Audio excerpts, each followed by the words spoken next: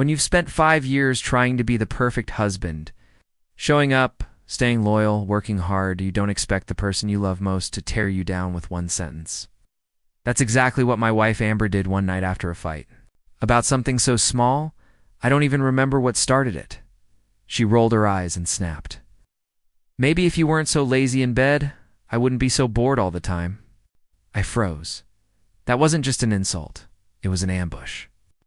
I had never felt so small in my own home. I thought we were having problems like any couple. But that cut deeper than any argument. I went quiet. Not angry, just quiet. She walked off. Like she hadn't just detonated our entire marriage with that one line. For weeks, I kept my distance. I slept on the couch, worked longer hours, and barely spoke to her. I needed time to think. The more I did, the more I realized something. I had let Amber get too comfortable disrespecting me.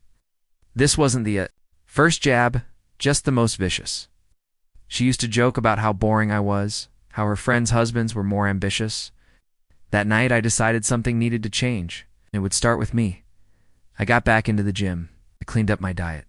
I reconnected with old friends and finally launched that side business I had shelved for years. For the first time in a long time, I wasn't waiting for validation from her. I was rebuilding myself, not for revenge, but because I finally saw my own worth. Amber noticed, of course. She asked questions. Where are you going? Who are you with? I kept things polite, distant. Eventually, I moved into my own place. I told her I needed space. The truth, I didn't need space.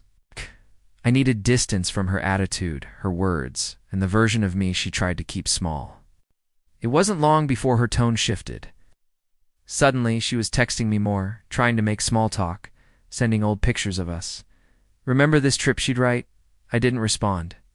I was done being manipulated by nostalgia, and one night she called me crying.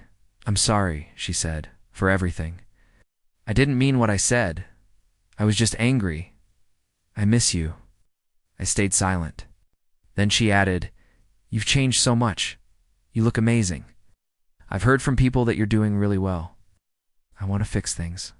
Her voice cracked, but mine didn't. You didn't just insult my body, I said. You insulted my spirit. And you.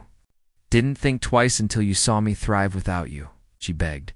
She said she'd go to therapy. She wanted to be better. But I'd already moved on from her words, and from her. I hung up that call with no hatred in my heart, just clarity. I had mistaken her cruelty for honesty and my silence for strength. But now I knew strength is walking away when staying would mean losing yourself, and healing isn't revenge, it's peace.